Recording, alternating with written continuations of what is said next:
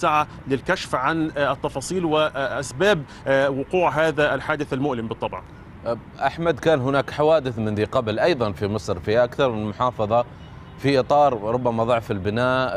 يعني لم بعض المباني يعني بنيت من فترة طويلة جدا، بعضها أيضا لم يجتاز بعض الاختبارات الفنية، هكذا استمعنا خلال الأعوام الماضية.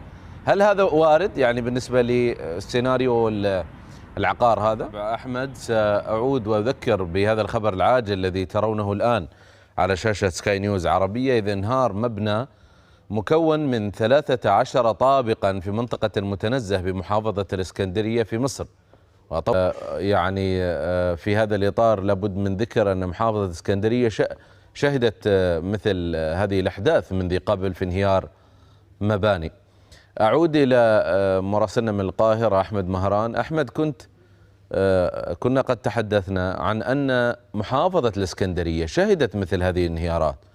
هناك دائما أسباب فنية، هناك أيضا قدم هذه المباني، لكن هناك أيضا كانت بعض التقارير تحدثت عن عملية فساد حتى في مسألة تمرير بعض المباني المخالفة، وهذا ما كانت دائما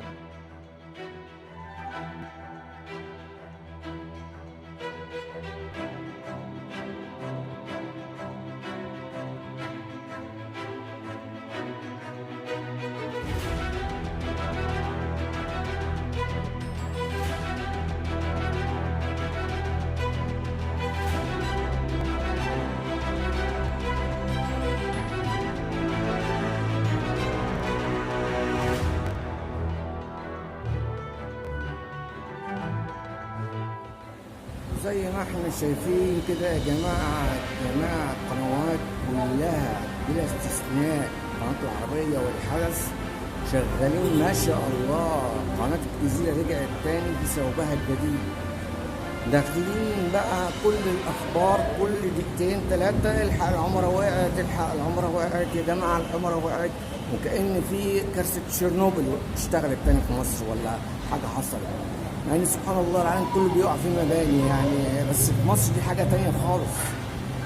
الجماعة دول ما بيصدقوا أي مصيبة صغيرة تحصل في مصر، وما بيصدقوا اجري يا ابني هنا، اجري يا ابني هنا، كأن احنا يعني خلاص يعني احنا كأننا احنا يعني عايشين في كوكب لوحدنا، واحنا بس اللي بيحصل علينا أحداث. سبحان الله الناس دي فيها حاجة لله يعني. ربنا يرحمنا من الأشكال دي بقى ونخلص منها.